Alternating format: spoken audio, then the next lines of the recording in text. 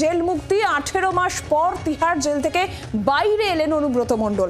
আর রাতেই মেয়ে সুকন্যাকে নিয়ে কলকাতায় ফিরছেন অনুব্রত মণ্ডল। ইতিমধ্যেই বিমানবন্দরের উদ্দেশ্যে তারা রওনা হয়েছেন। কলকাতায় ফিরে বীরভূমেও যেতে চান কেষ্ট।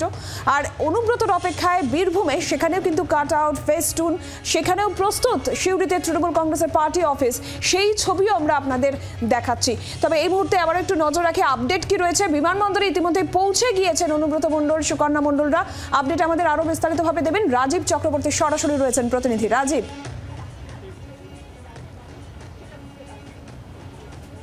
দেখো, একটু তোমাকে সংশোধন করে দিই, বিমানবন্দর নয়, অনুব্রত মণ্ডল বিমানবন্দর চত্বরে একটি হোটেলে এসে উঠেছেন। হোটেলের নাম হলিডে ইন এবং সেই হলিডে ইনে তিনি উঠেছেন, সঙ্গে তার মেয়ে রয়েছে।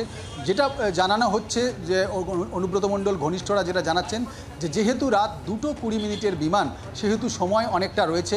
যেহেতু জেল থেকে তিনি বেরিয়েছেন তাই বিধ্বস্ত রয়েছেন। যেহেতু সুকন্যা মণ্ডল তার বাবার জন্য অপেক্ষা করেছিলেন, সেই বিধ্বস্ততা কাটাতে তারা একটি হোটেলে উঠেছেন, সেখানে ফ্রেশ হবেন।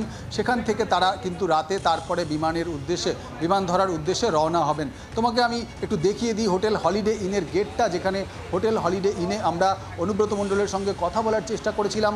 তিনি কিছু না বললেও হাত জড়ো করে দেখিয়েছেন যে তিনি কিছু কথা বলতে চাইছেন না, তিনি সুস্থ আছেন, সেটাও বুঝিয়েছেন। অনুব্রত মণ্ডল তিহার জেল থেকে যখন বেরোলেন তখন যে ছবি দেখলাম আমরা, তিনি একেবারে টি শার্ট পরে রয়েছেন।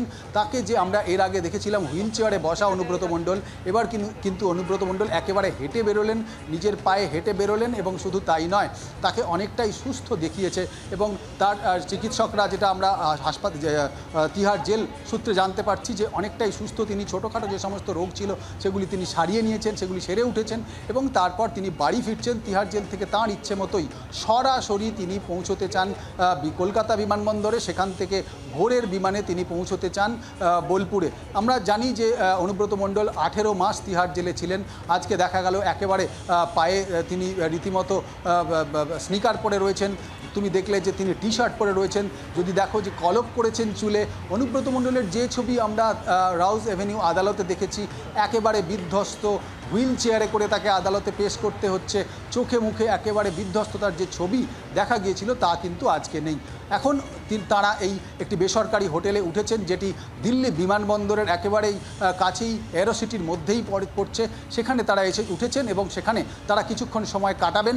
তারপর তারা কিন্তু রাত 2:20 বিমান ধরার জন্য বিমানবন্দর, এখান থেকে ঢিলছড়া দূরত্বে বিমানবন্দর চত্বরেই এই হোটেল, সেখান থেকে তারা কিন্তু যাবেন কলকাতা বিমানবন্দরের পৌঁছানোর জন্য। দিল্লিতে যে বিমানবন্দর, সেখান থেকে 2:20 বিমান তারা বিমান ধরবেন, তারা 2:20 বিমানে উঠবেন।